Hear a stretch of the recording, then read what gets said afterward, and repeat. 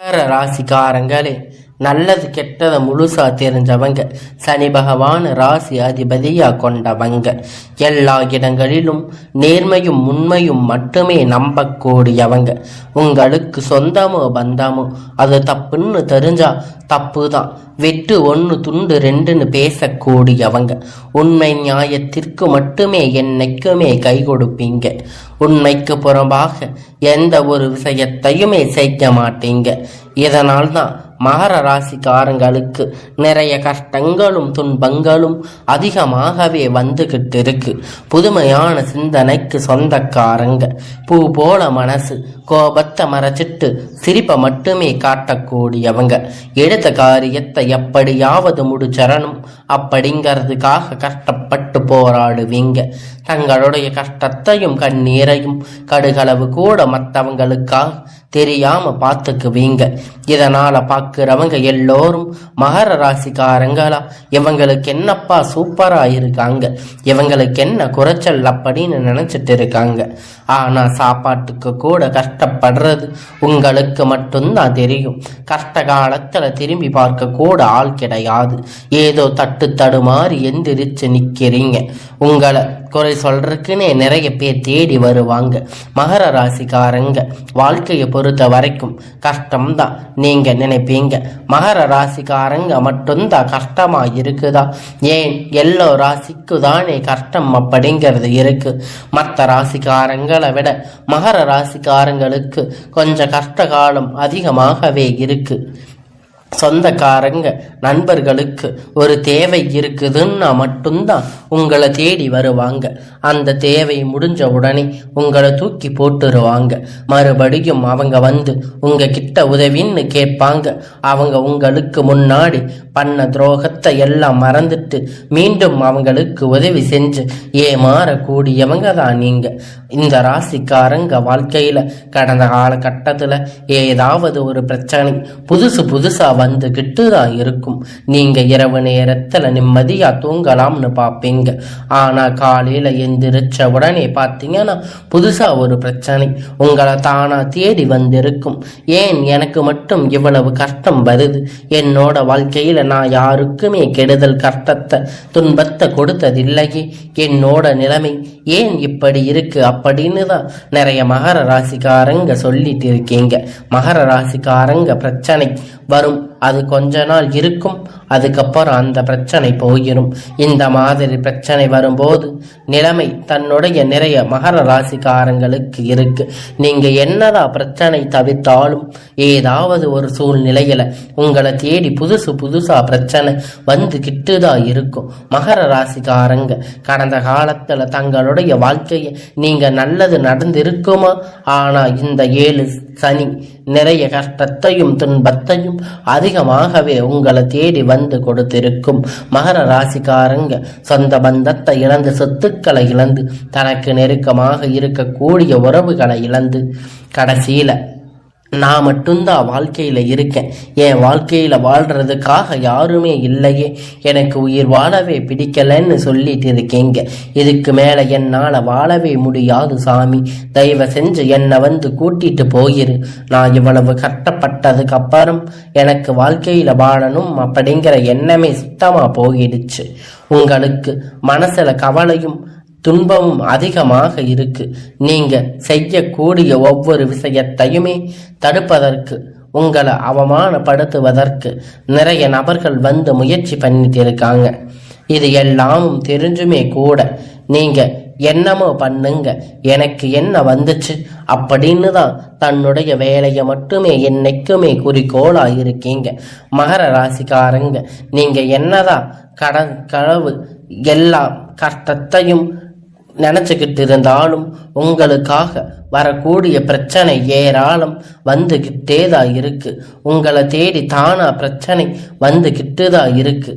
ஆனா இருந்தும் கூட இதற்கு காரணம் உங்களுக்கு அந்த டைம்ல நடந்த 7 சனி தாக்கம்தான் அதிகமா இருந்திருக்கும்.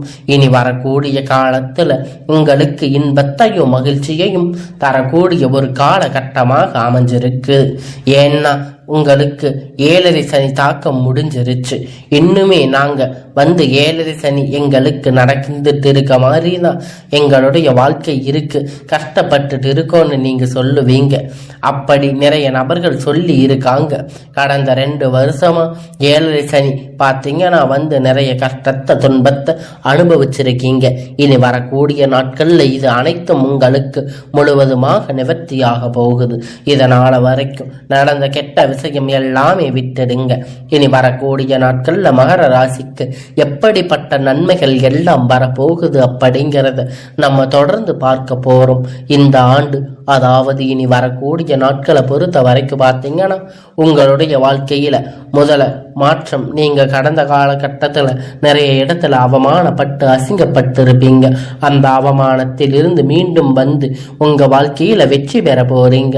ஒரு வீட்டுல மகர ராசிக்காரங்க இருக்காங்க அப்படின்னா அந்த வீட்டுடைய மொத்த கஷ்டத்தையுமே நீங்க தான் ஏத்துக்குவீங்க. இனிமேல் மகர ராசிக்காரங்க எதிர்த்து வரங்க இனி அழிவு காலம்தான். எவனை எதிர்க்கக்கூடிய ராசி அப்படின்னா அது முழுக்க முழுக்க மகர ராசிக்காரங்க தாங்க. கடந்த காலகட்டத்தில் எல்லாமே பார்த்தீங்கன்னா பெரிதாக வந்து பொருளாதார முன்னேற்றம் உங்களுக்கு கிடைச்சிருக்காது. நிறைய கஷ்டம் துன்பம் அனுபவிச்சிருக்கீங்க. கடன் பிரச்சனை, நிறைய சிக்கல் பிரச்சனை அதிகமாக இருந்திருக்கும்.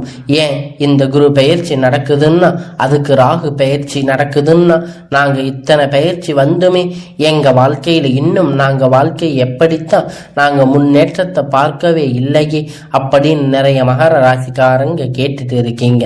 கண்டிப்பா உங்களுக்கு இந்த மாதத்துல பார்த்தீங்கன்னா சுக்கிர பயிற்சியானது நடந்துட்டு இருக்கு. உங்களுக்கு நல்ல ஒரு முன்னேற்றத்தை கண்டிப்பா சுக்கிர பகவான் உங்களுக்கு நிச்சயமாக தரப்போறாரு.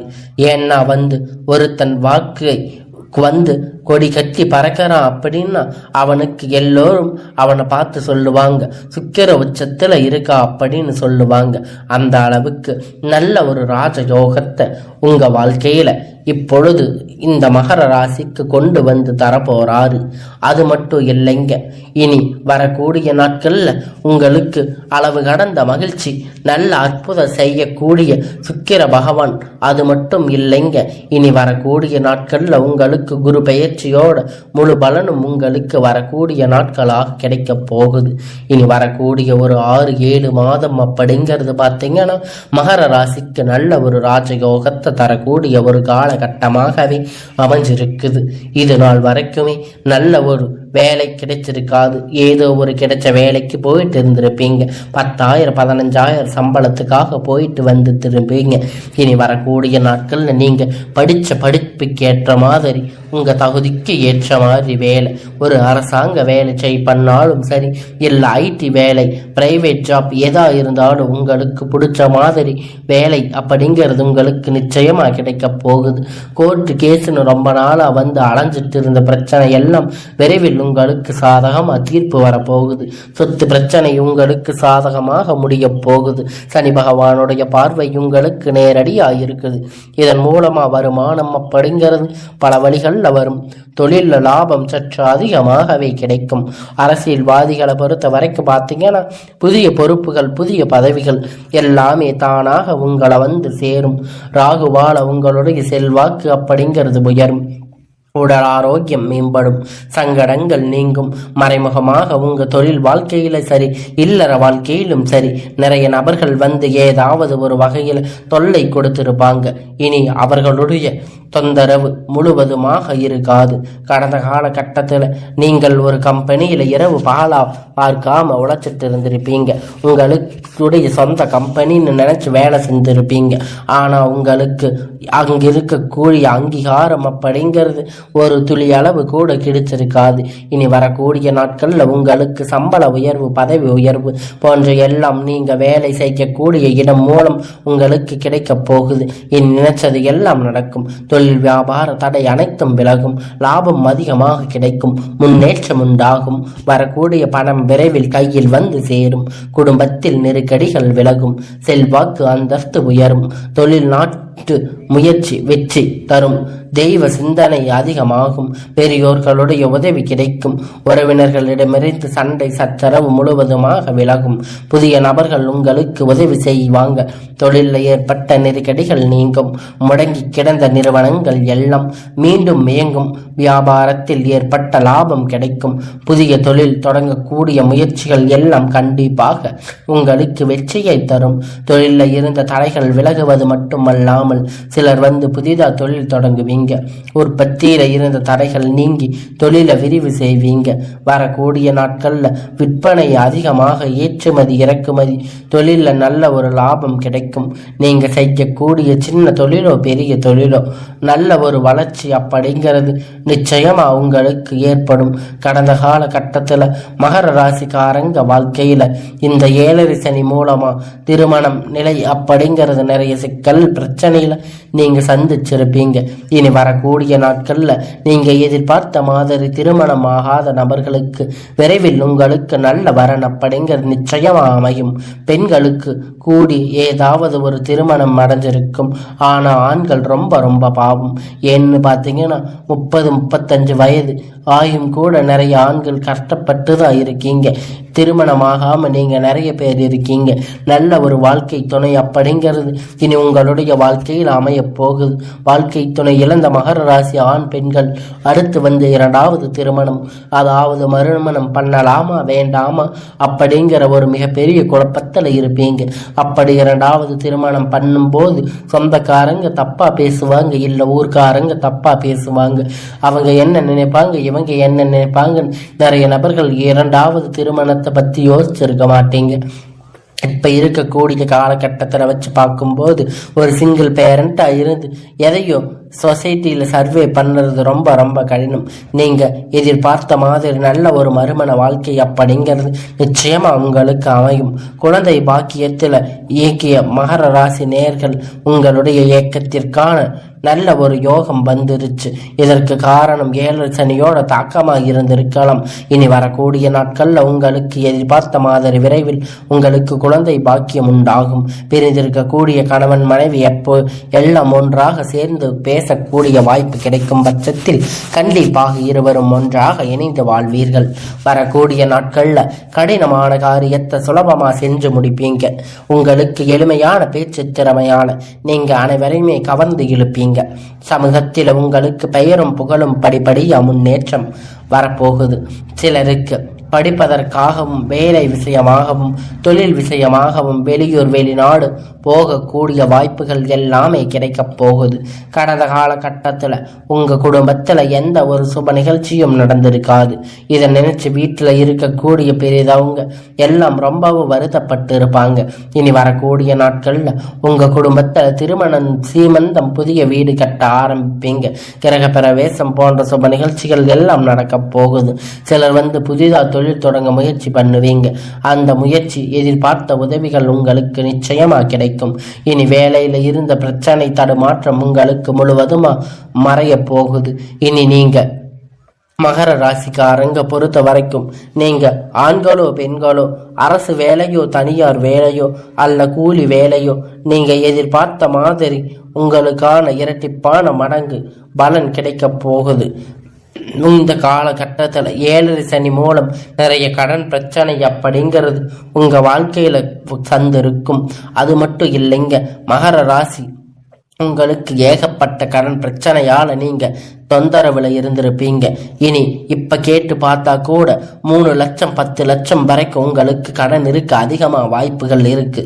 இந்த எல்லாத்தையும் நல்ல ஒரு முன்னேற்றமாக இந்த வாழ்க்கையில வரக்கூடிய இந்த காலகட்டத்தில் இந்த 2025 முடிஞ்சு 26 நீங்க அடி எடுத்து வைக்கும் போது ஒரு பைசா கடன் இல்லாம அனைத்து விதமான கடனையுமே கட்டி முடிக்கிற அளவுக்கு ஒரு பொருளாதார முன்னேற்றம் அப்படிங்கிறது நிச்சயமா இருக்க போகுது.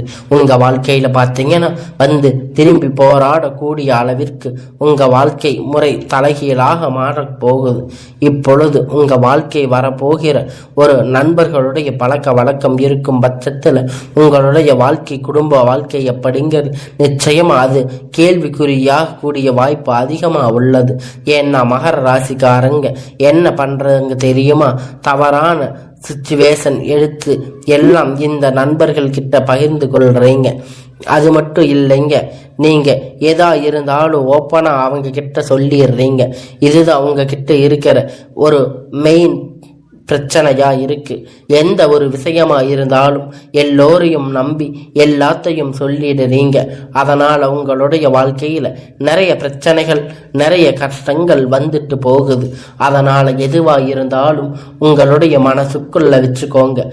ரகசியத்தை அதிகமா வெளியே சொல்லாதீங்க. எதை சொல்லணுமோ அதை மட்டும் சொல்லி உங்களுடைய வாழ்க்கையை பத்திரமா நீங்க தான் பாதுகாத்துக்கணும். உங்களுடைய வாழ்க்கையில் இருக்கக்கூடிய ராஜயோகத்தை நீங்க விட்டுடாம உங்களுடைய வாழ்க்கை பாதையை சரியா பயன்படுத்தி வாழுங்க.